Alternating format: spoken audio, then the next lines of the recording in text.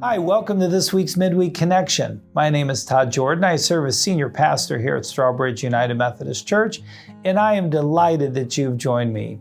So a couple of weeks ago, I talked about forgiveness and the importance of forgiving others so that we then could receive forgiveness. I want to take us a little step further this time, and this comes from the same sermon that Jesus gave. We find it in Luke chapter 6, this time beginning in verse 27, where he says, "But I say to you that listen, love your enemies, do good to those who hate you, bless those who curse you, pray for those who abuse you.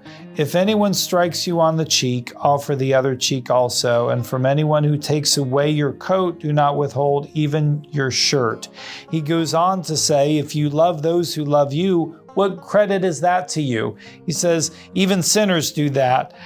He says, but love your enemies, do good, lend, expect nothing in return. Your reward will be great, and you will be children of the Most High. For he is kind to the ungrateful and the wicked. Be merciful, just as your Father is merciful.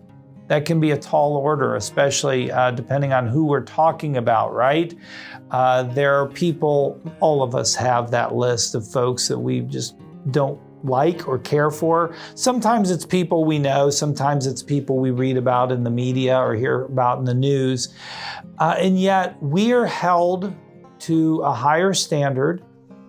We are called to love those that we would otherwise label unlovable. How is this possible? Well, I think first of all, it's important to note Jesus isn't asking. Jesus isn't recommending. All of these commands are in the imperative. It is expected that we will do so.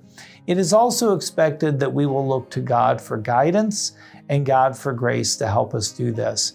But I think the first thing to do is to own that we're called to do this. So I'm just wanting to put this on your radar screen this week, something to think about, something to pray about. If there is someone in your world, whether it's someone you know personal or just someone you've heard about through reputation or, like I said, in the media or news, that you're really finding yourself resentful toward, what does a life of freedom look like? What does a life that knows only God's love for others look like?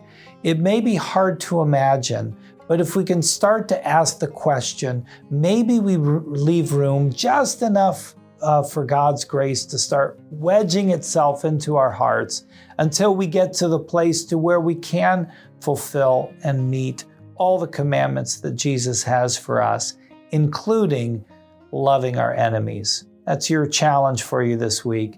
Thanks for joining me. May God bless you, and I'll look forward to worshiping with you this Sunday.